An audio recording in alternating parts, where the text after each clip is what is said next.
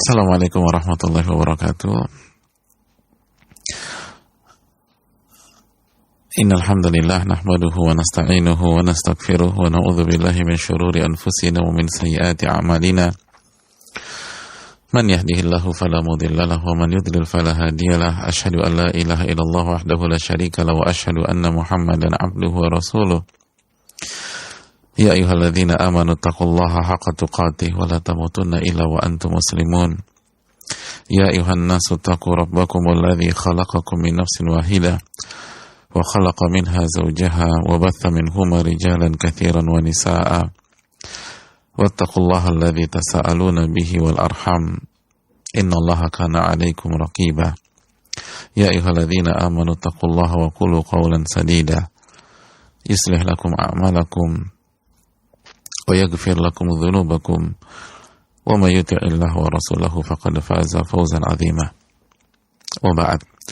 Saudaraku yang Allah muliakan, tidak ada kata yang pantas untuk kita ucapkan kecuali bersyukur kepada Allah Subhanahu wa taala atas segala nikmat dan karunia Allah berikan kepada kita, sebagaimana salawat dan salam semoga senantiasa tercurahkan kepada junjungan kita, Nabi kita Sayyidina Muhammadin sallallahu alaihi wasallam beserta para keluarga, para sahabat dan orang-orang yang istiqomah berjalan di bawah naungan sunnah beliau sampai hari kiamat kelak.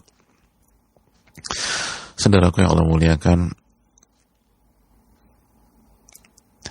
alhamdulillah pada pagi hari ini kita berkumpul di majelis, di antara majelis-majelis ilmu di taman dari taman-taman surga, di momen yang begitu spesial, di detik-detik yang diberkahi oleh Allah Subhanahu wa taala, di bulan yang Nabi SAW sampaikan syahrul mubarak, bulan yang diberkahi oleh Allah Subhanahu wa taala. Tahukah kita apa itu keberkahan? Keberkahan adalah banyaknya kebaikan, lalu langgengnya kebaikan, lalu ia tumbuh menjadi berbagai macam kebaikan berikutnya. Dan itulah yang bisa menggambarkan bulan ini, bulan Ramadan 1441 Hijriah, penuh dengan kebaikan, penuh dengan keberkahan, dan kesulitan kondisi kita pada hari-hari ini itu tidak merubah fakta bahwa bulan Ramadan adalah bulan yang penuh dengan keberkahan dan kebaikan. Karena fakta ini disampaikan oleh Rasulullah SAW. Syahrul Mubarak, ini bulan kebaikan. Dan sabda ini tidak ada pengecualian. Tidak ada pengecualian kecuali pada masa pandemi, tidak. Maka kita harus yakin dengan sabda Nabi SAW. Bahkan banyak kebaikan yang dipersiapkan oleh Allah Subhanahu wa taala untuk kita. Pertanyaannya, kita mau mengambil kebaikan itu atau tidak? Kita mau melihat kebaikan itu apa tidak? Dan kita mau gunakan kebaikan itu apa tidak? Oleh karena itu, orang yang diberikan taufik adalah orang yang bisa melihat kebaikan-kebaikan tersebut, lalu ia mengambil kebaikan itu, lalu ia amalkan dalam kehidupan sehari-hari, maka dia akan bahagia di dunia maupun di akhirat. Dan orang-orang yang terputus dari taufik, ia hanya melihat kesulitan demi kesulitan, sehingga matanya dibutakan untuk melihat kebaikan-kebaikan tersebut. Dan ia hanya mengeluh, hanya berkeluh kesah, dan hanya meratap, padahal ia hidup, ia melangkah di detik-detik dan menit-menit penuh keberkahan. Oleh karena itu, selamat mengerjakan berbagai macam ibadah di bulan Ramadan ini, dan semoga kita mendapatkan kebaikannya, dan semoga kajian kita pada hari ini dan selama 1 bulan ini lebih diberkahi oleh Allah Subhanahu wa taala dan lebih besar mendapatkan pahalanya di sisi Allah Subhanahu wa taala. Amin ya rabbal alamin. Saudaraku yang Allah muliakan, oleh karena itu dari banyak sisi ini sangat menarik, saudaraku. Kita tadi baru bicara sisi waktu, belum lagi apa yang kita kaji. Tidak lain tidak bukan ada karya emas Al-Imam Yahya bin Sharaf bin Murri bin Hasan bin Husain bin Muhammad, atau yang biasa dikenal dengan nama Al-Imam An-Nawawi rahimahullah, karya yang direkomendasikan para ulama, karya yang merubah wajah dunia menjadi lebih bermartabat, lebih berakhlak, lebih beradab, lebih beriman. Sudah terbukti jutaan, mungkin miliaran orang mendapatkan hidayah irsyad dari buku ini, sehingga Allah berikan hidayah taufik kepada dia. Oleh karena itu, ini yang perlu kita syukuri. Maka tidak heran Al-Imam atau para ulama kita mengatakan, Riyadhus Shalihin la yustagna'an. Riyadhus Shalihin adalah buku yang dibutuhkan oleh semua umat. Maka bersyukurlah kepada Allah Subhanahu wa taala. Di masa pandemi ini kita diberikan kesempatan untuk bersama dengan buku ini. Dan ini salah satu kemudahan di tengah sebuah kesulitan. Dan Allah masih memberikan kita berbagai macam kemudahan-kemudahan yang lain.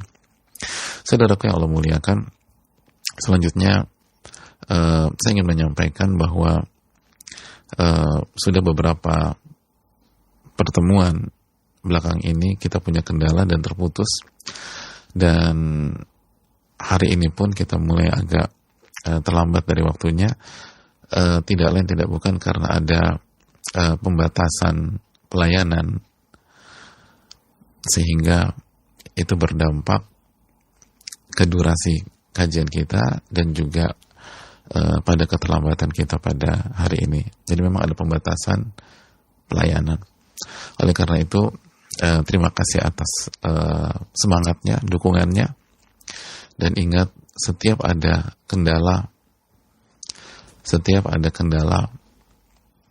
itu menunjukkan bahwa Allah menginginkan kita untuk mengerjakan hal lain di waktu tersebut.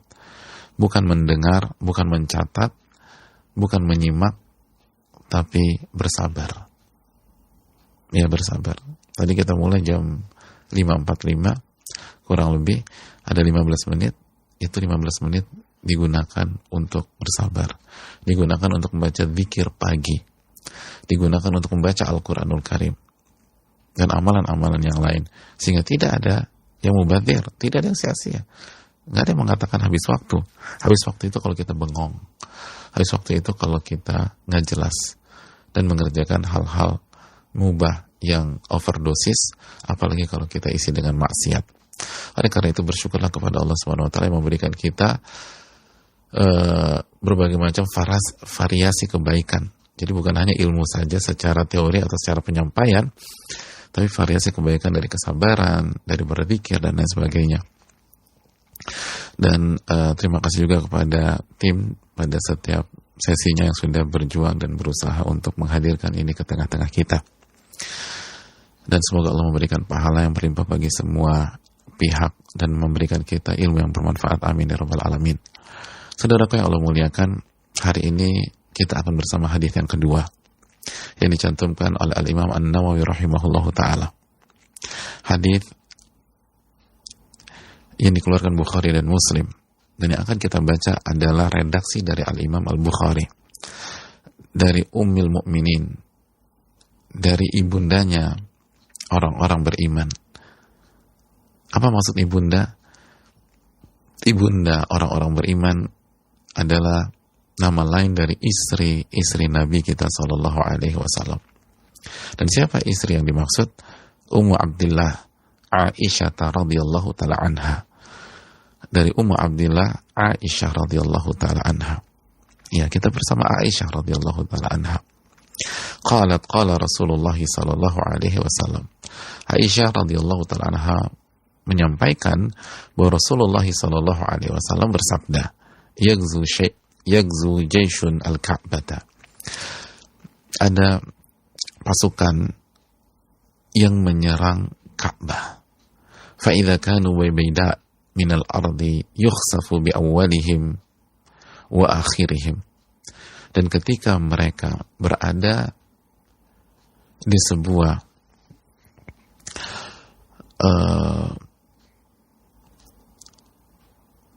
padang pasir atau di sebuah hamparan yang luas, sebagian ulama mengatakan titiknya ada di antara kota Madinah dan Mekah. Sebagian ulama mengatakan demikian ketika menjelaskan hadis ini. Jadi itu hamparan yang luas yang berada di antara Madinah dan Mekah. Kejadiannya di situ. Jadi saya ulang, kata Nabi SAW, ada sebuah pasukan yang ternyata mereka ingin menyerang Ka'bah, hadirin. فَإِذَا كَانُوا بِبَيْدَةٍ, dan ketika mereka berada di hamparan yang luas antara Madinah dan Mekah, jadi udah targetnya kota Mekah, يُخْسَفُ بِأَوَّلِهِمْ وَآخِرِهِمْ,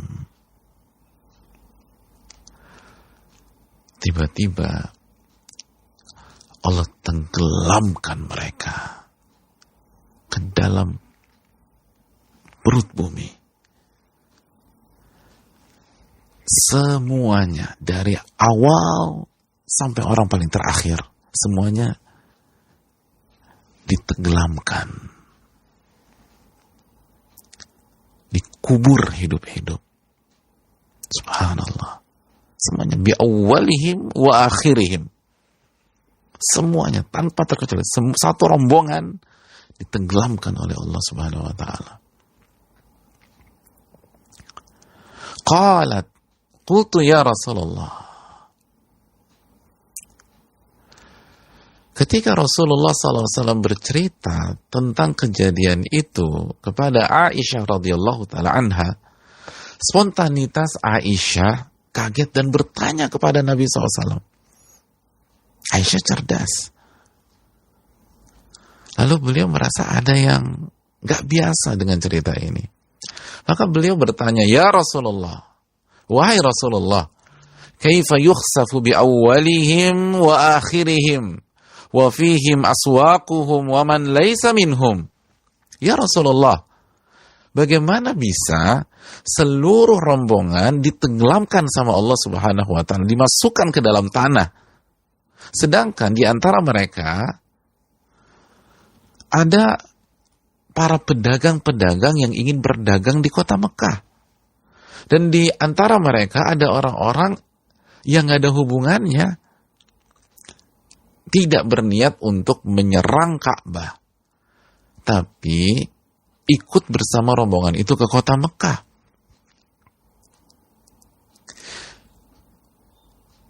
Jadi kata Aisyah radhiyallahu anha, kenapa ditenggelamkan, dikubur hidup-hidup semuanya? Padahal nggak semua orang dalam rombongan tersebut punya niat buruk untuk menyerang Ka'bah.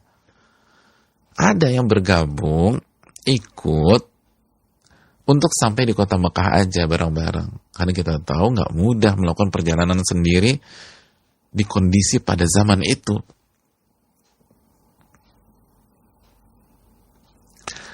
Jadi Aisyah bertanya, atau sebenarnya diajak, ikut yuk, ikut. Apapun motifnya, yang penting gak semuanya bertujuan untuk menghancurkan atau menyerang Ka'bah.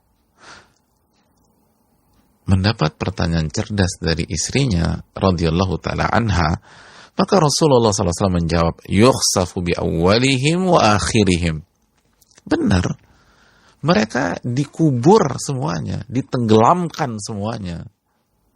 Jadi nggak ada yang salah, nggak ada keceplosan bicara atau kekeliruan. Memang mereka ditenggelamkan semuanya. Betul, nggak semuanya ingin menyerang Ka'bah. Betul, ada sebagian mereka yang hanya ingin berdagang di kota Mekah. Gambaran engkau tepat Aisyah, tapi tetap satu rombongan ditenggelamkan sama Allah. Dikubur hidup-hidup sama Allah. Bi awwalihim wa akhirihim. Dari yang paling pertama sampai rombongan paling belakang.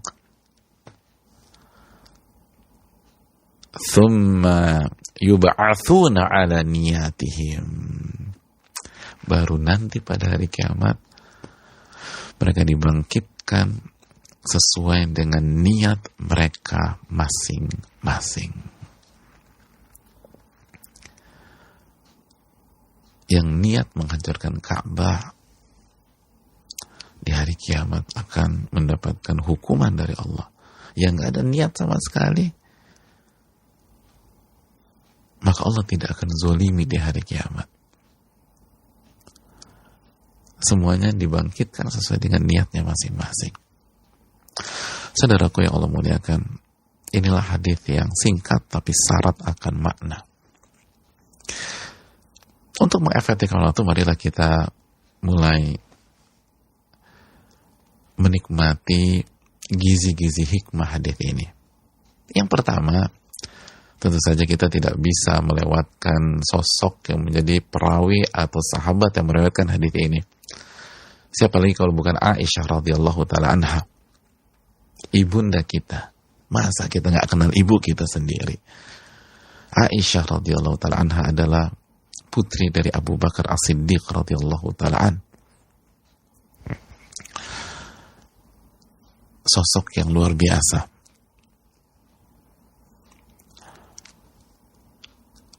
Rasulullah menikah dengan beliau sebelum hijrah.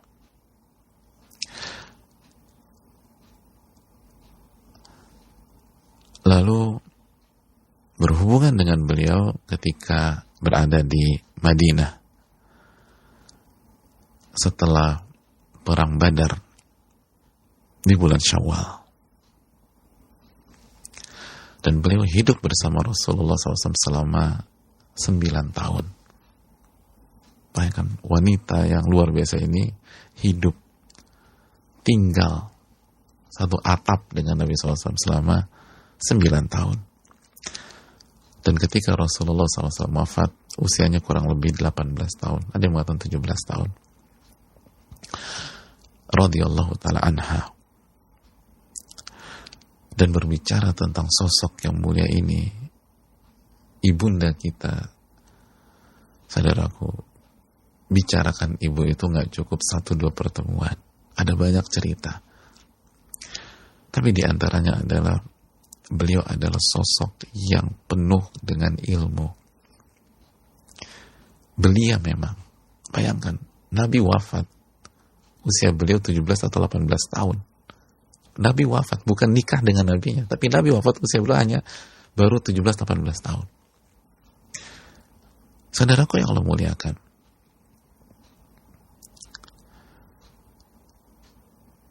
tapi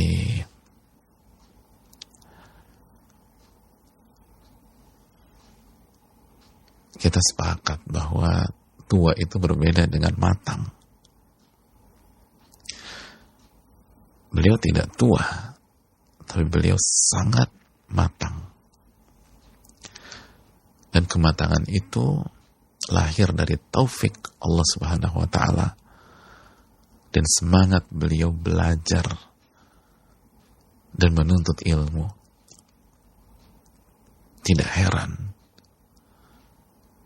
hadis yang beliau riwayatkan dari Rasulullah SAW, suami beliau sendiri,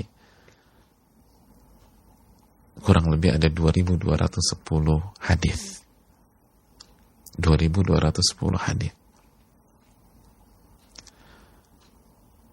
Saya ingin tanya kepada para istri, siapa di antara kita yang mendapatkan ilmu dari suaminya, ribuan ilmu? Suamiku kemarin bilang begini, ternyata innamal a'malu binniyat, dapat satu. Terus cerita lagi, suamiku tuh kemarin cerita sama aku, katanya la taghdab, jangan marah, terus nanti ketemu lagi. Suamiku tuh subhanallah. Aisyah 2.210 hadis. Dan beliau dinobatkan oleh banyak para ulama sebagai wanita paling berilmu di umat ini. Al-Imam Az-Zuhri, salah satu ulama klasik besar, mengatakan lau jumi'a ilmu Aisyah ila jami'i azwajin Nabi sallallahu alaihi wasallam wa ilmi jami'in nisa lakana ilmu Aisyah afdal. Apabila ilmunya Aisyah digabungkan atau dibandingkan dengan ilmu seluruh istri-istri Nabi SAW dan seluruh wanita di dunia, maka ilmu Aisyah yang lebih utama dan lebih banyak. Subhanallah. Jadi orang yang mengatakan, masa Nabi nikah sama anak kecil? Mereka ini ngeliat dari sepotong aja. Usia boleh muda, usia boleh belia.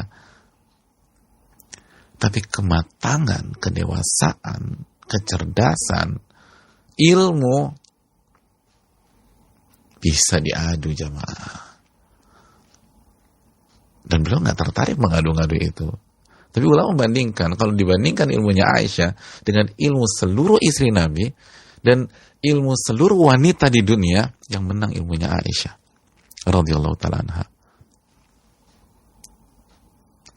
Nikah 6 tahun, lalu tinggal dan bercampur 9 tahun, lalu wafat, Nabi wafat dan beliau berusia 17-18 tahun.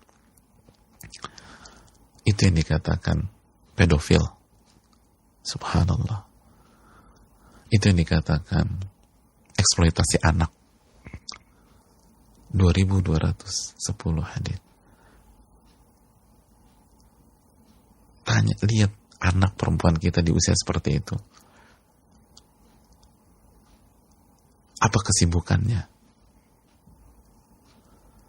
Coba, atau lihat bercermin diri kita, bagi kita yang perempuan, di usia belasan itu, kita ngapain?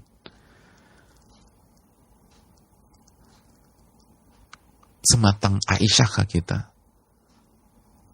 Aisyah difitnah satu kota dan tenang dan tidak mengumbar, tidak cari dukungan, beribadah kepada Allah Subhanahu wa taala.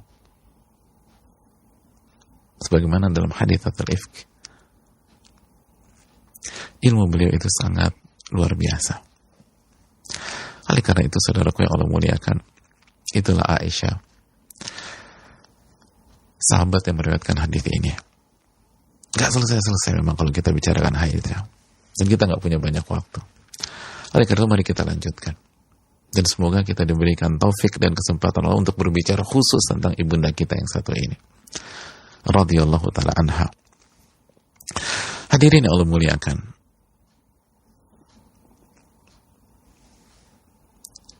Aisyah menyatakan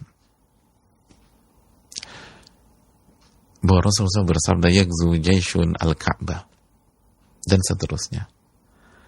Maka kita bahas pelajaran yang kedua dari hadis ini setelah kita mengenal ibunda kita secara global. Secara global.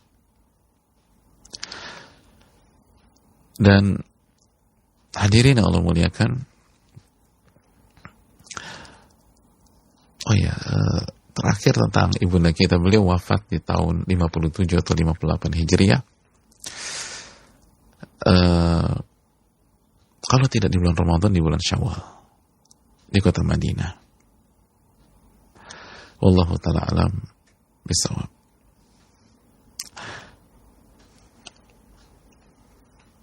Pelajaran yang kedua. Hadis ini memberikan pelajaran kepada kita tentang kemuliaan Ka'bah. Lihat, pasukan ini ingin menghancurkan Ka'bah. Apa yang terjadi? Begitu berada di Baida, sebuah lokasi antara Madinah dan Mekah, ditenggelamkan sama Allah, dikubur hidup-hidup sama Allah. Dan inilah konsep Ka'bah itu dijaga sama Allah Subhanahu wa taala. Allah berfirman dalam surat Al-Hajj ayat 25, salah satu dalil tentang kemuliaan Ka'bah. Allah mengatakan, Allah berfirman, "Wa man yurid fihi bi ilhadin bi dzulmin nudziqhu min adzabin alim."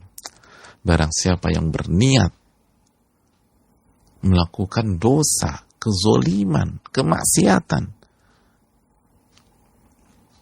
di sana, di Ka'bah, di Masjidil Haram, di tanah haram, nudziqhu min adzabin alim, kami akan azab mereka dengan azab yang sangat pedih. Kalau ingin maksiat saja di sana Allah akan azab, gimana niat nih pasukan ngancurin Ka'bah? Subhanallah, ngancurin Ka'bah, nyerang Ka'bah. Maka nggak heran, nudziqu min adzabin alim. Kami akan siksa mereka dengan azab yang pedih. Maka ini salah satu bukti. Dan hadirin yang Allah muliakan, banyak para ulama mengatakan hadis ini bukan tentang Abraha, bukan tentang Abraha.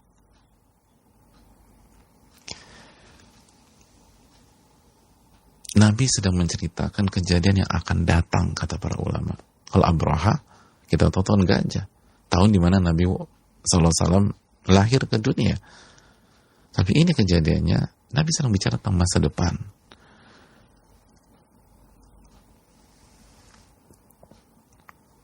Masa depan. Sebagaimana dibahas juga dalam redaksi Imam Muslim. Dan Allah jaga Ka'bah, dibenamkan, dikubur hidup-hidup. Pelajaran yang berikutnya, saudaraku yang Allah muliakan, hadis ini memberikan pelajaran besar kepada kita.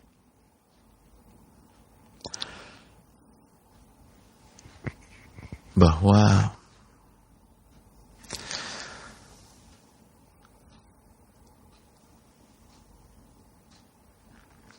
bergabung dan bersama dengan orang-orang zalim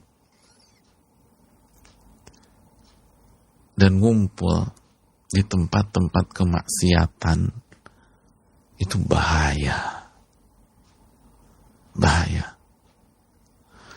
Makanya ulama mengatakan hadis ini memberikan pelajaran kepada kita, at-taba'ud an ahli dzulm wa tahdhir min mujalasatihim. Hendaknya kita menjauhi orang-orang zalim. Dan peringatan untuk tidak bergabung dengan mereka. Tidak duduk-duduk dengan mereka. Nggak join bersama mereka ketika mereka berkumpul. Walaupun kita nggak ikut maksiat mereka. Walaupun kita nggak ikut maksiat mereka. Ini penting. Hadirin yang Allah muliakan.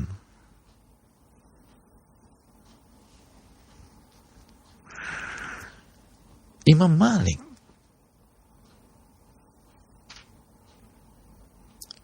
dari hadis ini beliau mengatakan, uqubatu man yujalis syarabata, man yujalisu syarabatal khamri wa in lam yashrab.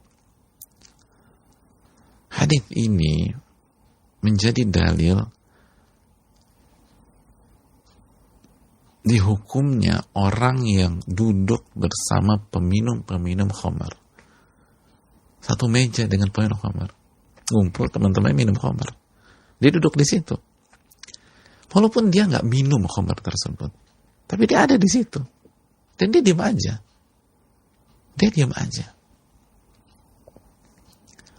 Dia nggak mengingkari, dia nggak menasehati, dia diam aja.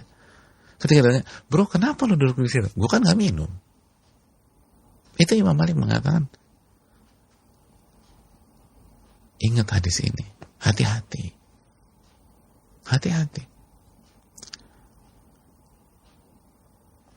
Sekali lagi, ini hadis luar biasa sekali, mengajar kepada kita bahwa kita harus jaga jarak, menghindar, menjauh dari orang-orang yang mengerjakan maksiat, mengerjakan dosa, kezaliman. Dan jangan duduk-duduk ketika mereka melakukan kezaliman, ketika mereka melakukan kemaksiatan, ketika mereka ada misi yang buruk. Anda jangan berada dengan mereka, Anda jangan bersama dengan mereka.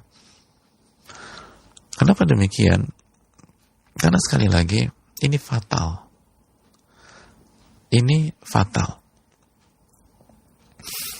Lihat bagaimana para pedagang dan orang-orang yang hanya ingin sampai ke kota Mekah ikut ditenggelamkan oleh Allah Subhanahu wa taala bersama rombongan pasukan yang ingin menyerang Ka'bah. Itu clear, itu jelas. Mereka nggak ada niat untuk menyerang Ka'bah. Mereka nggak ada niat untuk menghancurkan Ka'bah. Mereka nggak niat melakukan kerusakan. Mereka nggak niat melakukan kezoliman. Mereka hanya ingin gabung untuk sampai kota Mekah, titik. Dengan berbagai pertimbangan masing-masing. Ada yang kepaksa dalam riwayat. Artinya ya, harus ikut, akhirnya ikut. Atau ya daripada saya pergi sendirian bahaya, dengan saya ikut rombongan lebih safety. Dan semua ditenggelamkan sama Allah. Semua dikubur hidup-hidup oleh Allah Subhanahu wa ta'ala. Ini pelajaran. Dan sekali lagi Imam Malik menjelaskan bahwa tidak bolehnya kita duduk dengan para peminum-peminum khamr ketika mereka minum khamr. Dan berhak dan layak untuk dihukum. Dan khawatir ketika ada Allah hukum kita terkena di sana, kita ada di sana dan kita terkena juga. Jadi ini penting. Dan contoh dalam kehidupan kita banyak, saudaraku. Contoh dalam kehidupan kita banyak. Betapa banyak kejadian di lapangan. Dia nggak ngeganja. Dia nggak minum. Dia nggak make. Dia nggak pakai putau, dia nggak pakai ganja, dia nggak minum obat-obatan yang nggak jelas. Tapi begitu ada razia, dia lagi jalan berempat dalam sebuah mobil, itu tiga. Yang satu digeledah ada ganja, yang satu digeledah ada putau, yang satu digeledah ada ekstasi dan lain sebagainya. Kira-kira, atau dia bawa sabu, bobong sabu. Kira-kira dia yang steril dibebasin? Enggak, Pak, minimal dibawa dulu ke polsek. Dibawa kantor polisi. Di BAP dulu, dicek. Dan bisa kena juga dia. Padahal dia nggak ngapa-ngapain. Dia bersih. Tapi temennya sebelah kanan, ganja. Belakang, putau. Belakangnya dia lagi, sabu. Ya dia ikut ke bawah. Padahal dia nggak ngapa-ngapain. Ini terbukti.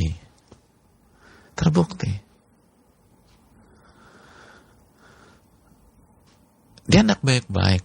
Dia nggak pernah punya masalah sama orang. Dia nggak pernah nyakitin orang.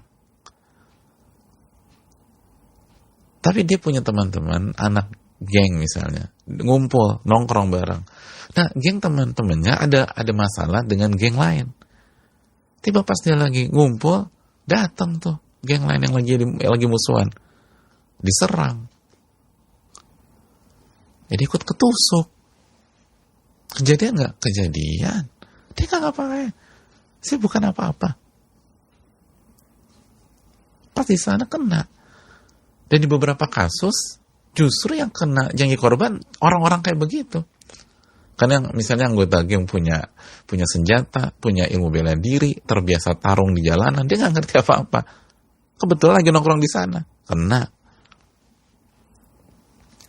Oleh karena itu, saudaraku yang Allah muliakan, jangan remehkan masalah ini. Ini hadisnya jelas. Itu semuanya dikubur sama Allah. Padahal nggak ada maksud untuk kezoliman atau nggak ada maksud nyerang Ka'bah. Kenapa? Karena bareng-bareng. Jadi keliru besar ketika misalnya kita mau gabung dengan mereka-mereka tersebut saat mereka melakukan kemaksiatan dan seterusnya. Terus orang tua kita kasih masukan, atau istri kita kasih masukan. Kata orang tua kita, mama nggak suka ya kalau kamu gabung sama mereka. Mereka kan gini. Iya ma, tapi kan anak mama bisa jaga diri. Anak mama udah dewasa, tahu mana yang baik, tahu mana yang buruk. Aku jamin ma, aku nggak akan ikut-ikut mereka kalau mereka bermaksiat. Tapi kan mereka tuh ada yang pakai segala macam. Ya aku tahu, tapi kan mereka baik-baik juga. Kalau aku janji nih, kalau mereka make, aku nggak make. Oh, salah pola pikirnya. Ini bukan hanya tentang Anda bisa jaga diri, atau Anda tetap mengatakan tidak, atau kita tetap pada prinsip kita. Karena bisa jadi pas kita ngumpul sama mereka, datang hukuman Allah kepada mereka. Datang azab Allah sama mereka. Siapa yang mau disalahkan? Ditenggelamkan. Istrinya bilang, Mas, atau apa, Babe, aku gak suka kamu ngumpul sama mereka. Kamu ngumpul sama mereka yang biasanya pulang sore, sekarang jadi telat. Tapi kan aku gak pernah pulang malam. Iya, kamu gak pulang malam, kamu pulang pagi. Iya sih, pulang pagi. Tapi kan kamu lihat, aku ketika pulang bawa alkohol gak? Enggak. Aku ketika pulang bau ganja gak? Enggak. Aku ketika pulang bau yang gak jelas gak? Enggak. Ada lipstik perempuan gak? Enggak. Walaupun itu zaman bahala kali ya. Modusnya sekarang lebih canggih. Tapi intinya dia gak ngapa-ngapain. Iya, aku tahu teman-temanku yang emang begitu. Tapi kan aku bisa jaga diri. Mereka enak-enak soalnya. Oh, ini bukan hanya tentang Anda bisa bertahan gak minum. Ini bukan tentang Anda bisa bertahan gak ngisep ganja atau segala macam. Kalau di malam itu Allah hukum mereka, Anda kena. Kalau malam itu Allah hukum mereka, Anda kena. Jadi ini bukan tentang bisa jaga diri, banyak faktor.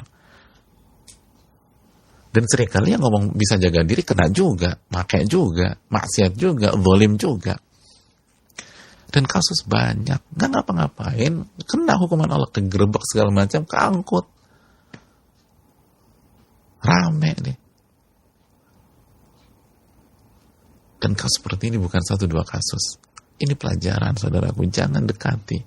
Apalagi ini di Ramadan. Ramadan baca Quran, ibadah sama Allah. Apalagi ini pandemi, apalagi sedang corona. Corona itu taubat kembali kepada Allah, istighfar. Jangan maksiat, jangan nongkrong-nongkrong gak jelas. Minta pertolongan kepada Allah. Udah pandemi, Ramadan pula, gak ada alasan. Untuk ngumpul-ngumpul maksiat tuh gak ada alasan. Walaupun kita gak maksiat. Apalagi ketika misal kita duduk satu meja di siang hari dan mereka muslim juga, mereka minum. Bukan hanya nggak puasa, mereka minum minuman keras. Ya bukan minum air putih, jelas. Mereka minum jam 1 siang, jam 2 siang. Terus lu kenapa ngumpul sana? Ya tapi kan gue juga puasa. Ya saling hargai. Itu bukan sama mereka maksiat terang-terangan. Lalu Anda ada di sana. Itu rentan dihukum sama Allah. Anda ada, selesai perkara. Itu yang perlu kita camkan. Saudaraku yang Allah muliakan, mungkin ada yang bertanya, kenapa mereka kena hukum juga? Padahal kan mereka tidak maksiat. Karena mereka terjatuh dalam 2 kesalahan. Kesalahan pertama, gak boleh ngumpul-ngumpul. Hukum asalnya gak boleh. Sebagaimana kata para ulama, gak boleh bersama dengan ahli kezoliman pada saat mereka melakukan kezoliman. Gak boleh ngumpul sama ahli maksiat ketika mereka bermaksiat. Kalau mereka ke masjid, minta temenin, aduh, lu kan tahu gue ini banyak dosa nih, gue pengen lo ikut kajian, lu temenin gue ya, ya jemput, jangan terapkan hadis ini, jemput, ajak dia ngaji. Jadi kalau dia bermaksiat, kita makan malam, dia bawa perempuan, kita tahu, kita kenal baik sama dia, kita kenal baik sama istrinya, tiba-tiba dia main perempuan depan kita, lalu Anda diam aja, itu nggak benar, nggak boleh dekat sama mereka. Kalaupun dekat, satu-satunya cara agar tidak kena hukuman Allah, dinasehati. Amar ma'ruf nahi mungkar. Bicara. Sebagaimana surat Hud ayat 117, wa ma kana rabbuka liyuhlikal qura bidzulmin wa ahluha muslihun. Dan Allah tidak akan pernah menghancurkan sebuah negeri karena kezaliman selama penduduknya melakukan islah muslihun, melakukan perbaikan, melakukan dakwah, ngajak orang, ingetin yang maksiat, sadarkan yang zalim, sampaikan. Sebagaimana yang dilakukan para nabi dan rasul. Bukankah para nabi dan rasul banyak di antara mereka itu berada di negeri yang penuh kezaliman? Nabi SAW ada di Mekah. Mekah banyak berhala di sana. Tapi kenapa Nabi tetap saya di sana? Nabi berdakwah, Nabi ngajak, Nabi kumpulkan semua. Masih ingat latar belakang surat Al-Masad ketika Allah turun tabat yada abi lahab wa tab, kan Nabi kumpulkan seluruh keluarganya. Nabi Nuh dakwahin. Harus bicara. Oke, kita duduk, tiba-tiba dia pesan minum. Mas, mohon maaf, jangan. ini dosa, ini nggak boleh. Baik-baik, nggak usah marah-marah. Neraka lu ya, lo neraka, jangan. Bil hikmah wal mau'izatil hasanah, kata Allah, dengan hikmah dan kalimat yang baik. Tapi harus bicara, harus nasihati, harus ingatkan. Makanya kita juga yang suudzon ketika kita lihat teman kita, kok dia ngumpul-ngumpul sama mereka sih? Mungkin dia mau nasihati. Kita husnudzon, baik sangka. Sekali lagi, ini perlu dicamkan. Hati-hati dengan pergaulan. Banyaknya orang gagal istiqomah hijrah gara-gara ini. Karena kebawa lagi. Padahal nggak boleh. Dan kalau Allah kasih hukuman bisa fatal. Berikutnya, saudaraku yang Allah muliakan. Tapi Allah tidak zalim. Al-a'malu tu'tabur buniyatil amil. Karena nanti pada hari kiamat Allah akan bangkitkan setiap orang sesuai dengan niatnya. Yang niatnya nggak maksiat, nggak zalim, Allah nggak akan zalimi pada hari kiamat. Adapun hukuman atau bencana itu di dunia, kata para ulama, karena mereka tidak mengindahkan perintah Allah untuk menjauhi orang-orang yang melakukan kezaliman. Tapi di akhirat nanti nggak ada yang dizalimi. Di akhirat nanti tidak dizalimi. Maka sekali jaga homer, majelis-majelis gibah, jangan. Itu bisa fatal.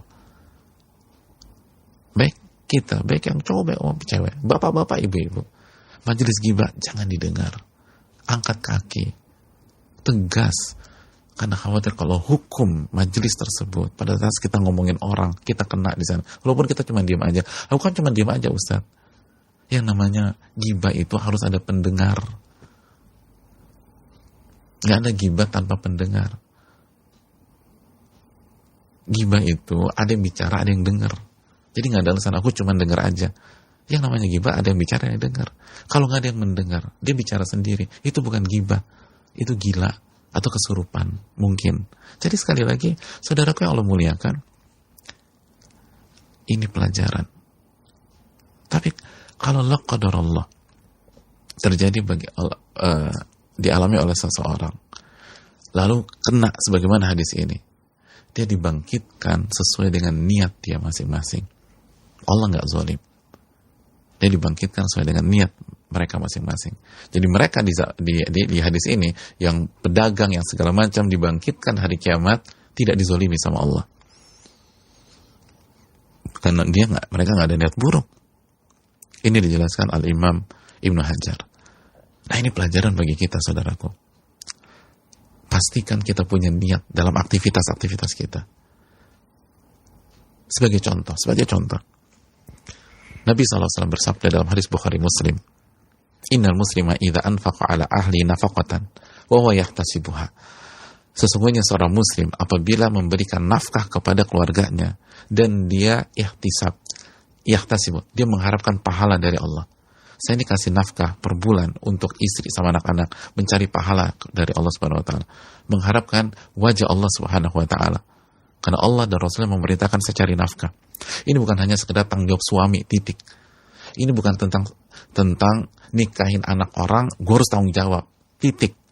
Enggak, saya mengharapkan pahala dari Allah, itu niatnya.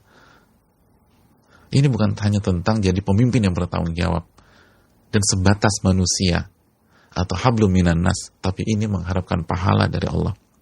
Apa kata Nabi SAW? Kanat lahu sadaqah, dia dapat pahala sedekah. Pahala nih. Ini kebaikan. Jadi artinya apabila ada seseorang, suami atau ayah, dia mencari nafkah, mencari suap nasi, lalu di perjalanan pergi ke kantor atau perjalanan pulang, dia kecelakaan, meninggal dunia, maka dia dibangkitkan pada hari kiamat dalam rangka sedang bertakarub kepada Allah Subhanahu wa taala. Padahal bukan sholat, padahal bukan sedang zikir, padahal bukan sedang ruku, padahal bukan sedang sujud, sedang pulang kantor atau sedang berangkat kantor, kecelakaan. Lakodoro ditabrak busway atau jatuh ke lindes segala macam. Maka dia dibangkitkan dalam rangka takarrub kepada Allah. Niatnya mendekatkan diri kepada Allah dengan menginfak. Adapun orang yang hanya sekedar cari uang, titik. Orang yang kerja hanya untuk traveling, titik. Orang yang cari uang hanya karena sayang sama anak, sayang sama istri, anak saya harus sekolah, istri saya harus makan, titik, nggak ada kaitannya sama Allah. Buktinya dia nggak sholat juga. Bahkan betapa banyak orang ateis itu rajin kerjanya. Percaya sama Allah? Enggak. Tapi tanggung jawab sama anak istri.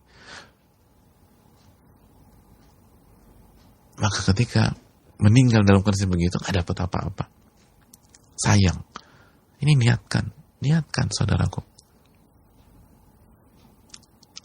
Kita yang sedang social distancing atau berada di rumah, niatkan mencari pahala dari Allah. Kalau ada apa-apa, kita dapat pahala. Makanya kan Nabi mengatakan apa dalam hadis Imam Ahmad, "Falaisa min rajulin yaqu ta'un." Tidaklah seseorang ketika wabah atau ta'un itu terjadi, fayamkuthu fi baiti, lalu dia tetap berada di rumahnya.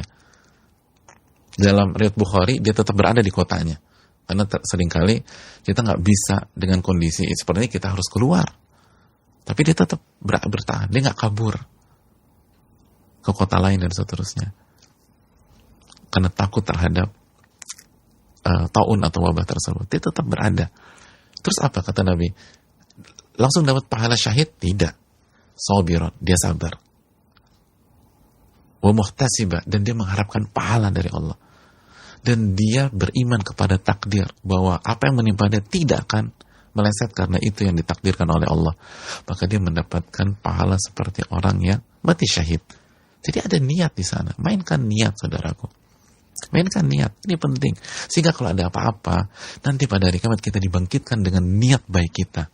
Padahal pada saat kita wafat, kita bukan wafat di masjid, kita bukan wafat di Masjidil Haram, kita bukan wafat di Masjid Nabawi, kita bukan wafat di Tanah Haram, kita bukan wafat di Mina, misal di tanggal 8 atau 11, 12, 13. Kita tidak wafat di Arafah tanggal 9 Dzulhijjah, kita wafat di Jakarta, di jalan, atau di kantor, atau di sekolah. Tapi kalau kita niat mencari ridho Allah, bertakarub kepada Allah, sebagai sarana ibadah kepada Allah, maka kita dapat pahala. Kita dapat pahala sebagaimana ini, yang menafkahkan keluarganya dan dia mengharapkan pahala mendekat kepada Allah, maka dia mendapatkan pahala sedekah. Ini pelajaran besar buat kita.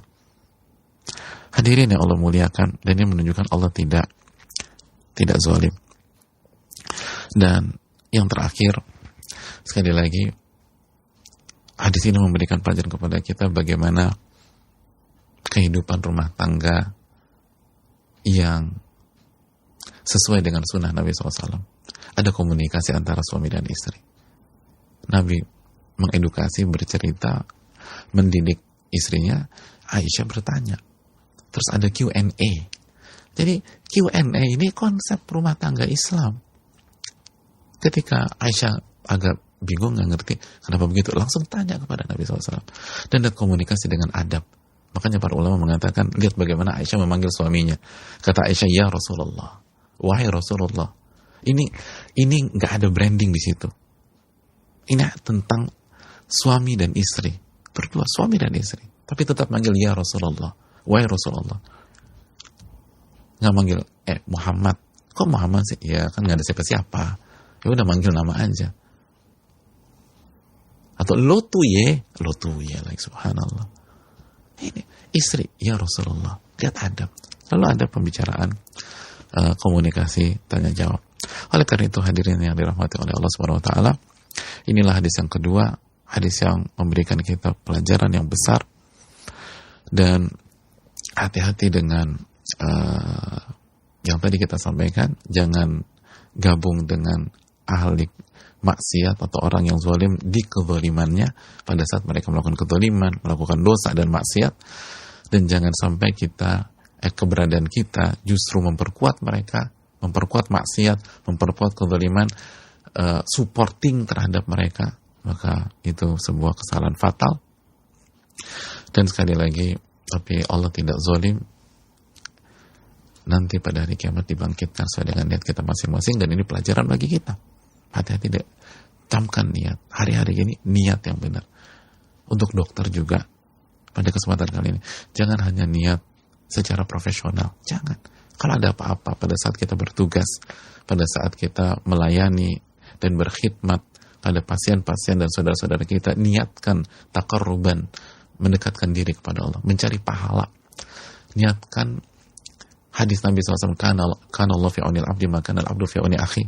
Kita dibantu orang, niatkan agar Allah bantu kita. Karena Nabi bersabda, Allah membantu seorang hamba ketika hambanya membantu orang lain. Jadi jangan hanya sekedar profesional, jangan hanya sekedar karena saya dokter dan ini profesionalisme saya. Itu bagus, tapi tambahkan lagi, niatkan karena Allah Subhanahu wa ta'ala. Kalau kita ada apa-apa, pada saat kita bertugas, kita akan dibangkitkan sesuai dengan niat kita. Kalau niat kita hanya sebatas kerjaan, ya hanya kerjaan, nggak dapat pahala sama sekali. Tapi kalau kita niat dalam rangka menolong orang karena Allah perintahkan, menjalankan perintah Allah, mendekat kepada Allah, mengharapkan pahala dari Allah, oh itu luar biasa. Itu sangat luar biasa. Dan semua kita pun demikian. Semua kita demikian. Ibu-ibu yang ada di rumah, jaga niatnya, taqarrub kepada Allah Subhanahu wa ta'ala. Kita mungkin nggak bisa maksimal baca Quran sebagaimana para ulama dulu. Kenapa harus ngurus anak, ngurus suami? Niatkan, maka kita akan dapat pahala juga. Dan kalau ada apa-apa, kita akan dibangkitkan dengan niat baik tersebut. Ini bisa disampaikan. Terima kasih banyak. Wassalamualaikum ala nabiyina Muhammad wa ala alihi wasallam. Karena sudah jam segini, saya rasa cukup. Dan sekali lagi, qadarullah ada kendala lagi di pagi hari ini. Itulah dunia. Dunia adalah ajang ujian. Alladzi khalaqal mauta wal hayata liyabluwakum ayyukum ahsanu amala. Dia yang menciptakan kematian dan kehidupan untuk menguji kalian siapa di antara kalian yang paling baik amalnya. Dan sekali lagi, perbanyak kita, khususnya saya pribadi dan kita semua, perbanyak istighfar kepada Allah, dan perbanyak taubat kepada Allah. Semoga Allah lancarkan di kesempatan yang akan datang. Dan ingat, ini ujian kesabaran, ini edukasi kesabaran, maka sikapi dengan sabar. Dan begitu ada kendala, langsung beralih sementara waktu ke amalan lain. Subhanakallahumma wa bihamdika, la ilaha illa anta, astaghfiruka wa atubu ilaik. Insyaallah besok pagi kita masuk hadis ketiga. Assalamualaikum warahmatullahi wabarakatuh.